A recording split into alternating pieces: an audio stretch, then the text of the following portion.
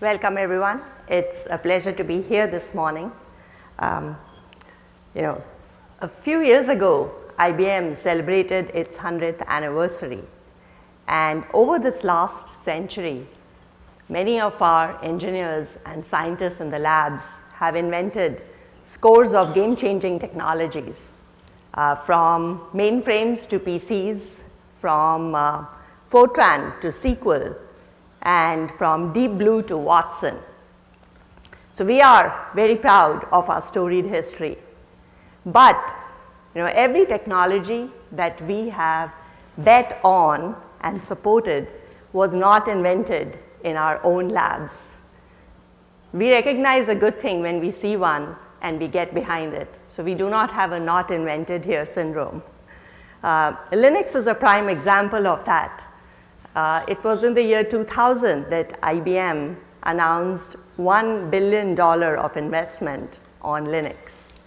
And that really accelerated the power of innovation in the open source. The CEOs and the CIOs paid attention to it, and Linux entered the enterprise worldwide. Several years ago, we bet on another game-changing technology, which we believe is as game-changing for analytics as has been Linux for the operating system. And that technology is Apache Spark. So, today we are all here to celebrate Apache Spark. What started 6 years ago as Matej Zaharia's PhD thesis at UC Berkeley's AMP Lab, as he just shared, has now 1,000 contributors. And at least when I counted, at least 500,000 lines of code, but with the new announcements that must have gone up. And it is entering the enterprise just like Linux did. We think at IBM that this technology is so fundamental that we think of this as the analytics operating system. And why do we think that? There are many reasons for that. Never before have such a rich set of analytical foundational capabilities all come together in one platform, in one stack. Spark is really the single toolbox for analytics. If you have structured data, you can use Spark SQL. For semi-structured, unstructured data, you can drop to Spark Core. If you have data coming from the fire hose, there is Spark Streaming. For building models, you have MLlib, you make use of machine learning. For learning from graphs of data, there is GraphX. So, and the beauty of this is that all of these components, they work together in a seamless manner. In the past, if you needed these kinds of capabilities, you would have needed at least half a dozen products, each with its own install, configuration, and nuances. And today, you just need one foundational platform, which is Apache Spark. So we at IBM, we love Spark.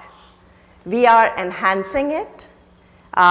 We have the Spark Technology Center that we started in San Francisco last year. And here we have our engineers and committers on Spark who are contributing to Spark R, to Spark SQL. They are fixing bugs. They are hardening the documentation. And we are also offering it as a part of our products, so both on-prem and on the cloud. So Spark is part of our Big Insights product for customers who want to transition from Hadoop MapReduce workloads in a seamless manner to Spark. And we also offer it on the cloud as Spark as a service. And we are leveraging the scale and the unified programming model of Spark throughout our product portfolio. So I'll give you, just a glimpse of how we are leveraging this in our portfolio. We already have about 15 IBM products that we shipped last year, which are all leveraging Spark. Over a dozen are in the works in the labs. And just to give you a few examples of how our product portfolio has benefited from the expressiveness and the speed of Spark. So our ETL engine, right, and our data shaping engine, we re-platformed it in 1 year and reduced the number of lines of code from 40 million to about 5 million. I mean, this was huge for us. For SPSS, by pushing down to Spark and by leveraging MLlib and SystemML, which is something that we had contributed to the open source last year, we are seeing about 3 to 6x times performance improvements in the predictive model execution over hundreds of terabytes of data. Our Watson analytics, it makes use of now these re-platformed ETL and predictive analytics capabilities, and they have been able to leapfrog to interactive and visual analytics. I also want to take the opportunity to plug a technology that we just announced. It is called Quarks.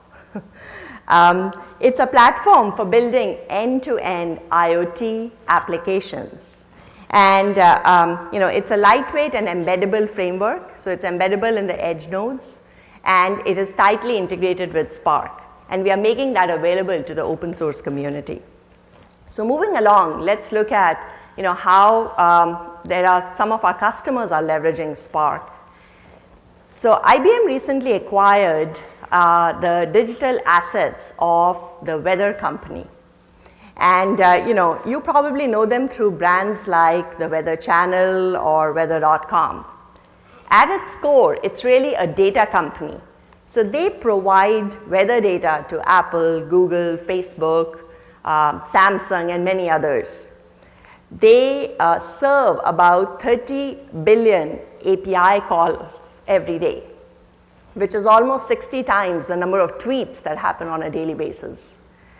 They have about 120 million mobile users. So the chances are that every time you use your phone to check the weather, anything to do with weather, you're probably going through them.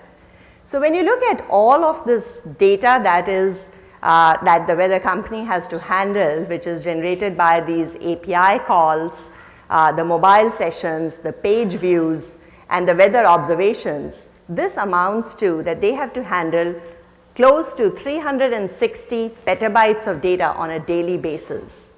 So for this, they needed a platform to serve this data to the users. And this platform, obviously, it ingests and aggregates and this data.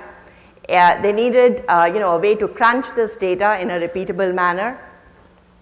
And obviously, there are different users working on this platform. So they needed to collaborate and shorten the time that it takes to go from data discovery to insights. And the data has to be processed and analyzed in both batch as well as using streaming. So they use a Lambda architecture for that.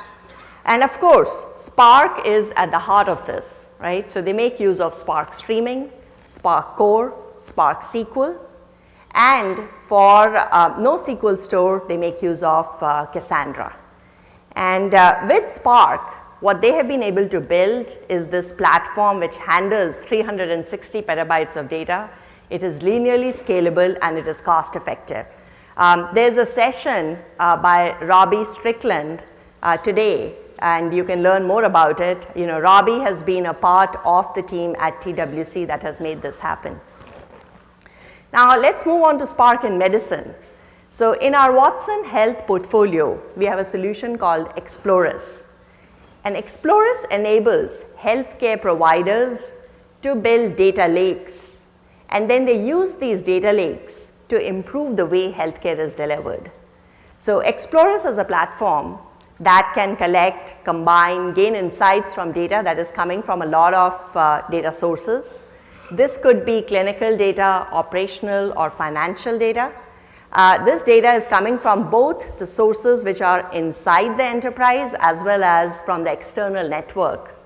And we call this the healthcare enterprise because it represents the convergence and standardization of big data that is both inside and outside the enterprise.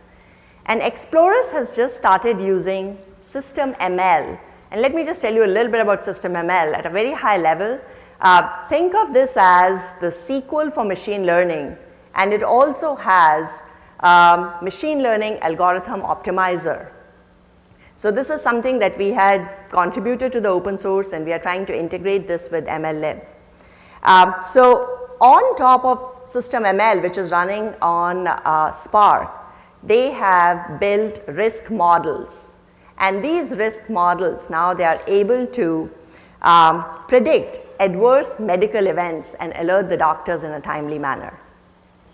So another client of ours, this is a telco ISV, and they are helping their customers, which are large telecoms, improve customer satisfaction rates.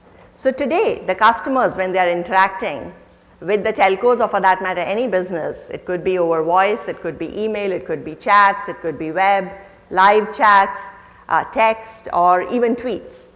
So often the same customer is using different channels to interact with the business. And sometimes if they have to repeat the same information across those channels, it gets frustrating for the customer. So this ISV has built a platform that creates a 360-degree view for each customer. They stitch all the interactions across all the channels that the customer is having with the business, and this they call as the customer experience journey. And then they analyze this journey data to extract sentiment and take any necessary actions. So once again, Spark is at the center of this platform. So Spark Streaming is bringing the data together into a single processing pipeline. Spark Core is being used to perform text extraction and voice processing. And they used to use MapReduce for this before. So by going to Spark Core, they are seeing about a speed up of 4x times compared to Hadoop MapReduce. MLlib is being used for correlation and sentiment analysis. And then they are using Spark SQL to drive visual dashboards for interactive query and reporting.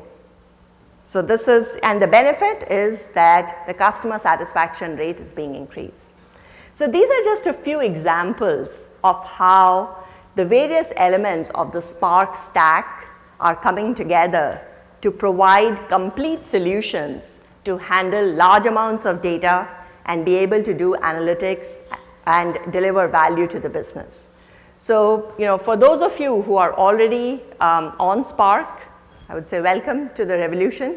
And for those of you who have a big data problem and are trying to decide which technologies would help you, try Spark. Thank you.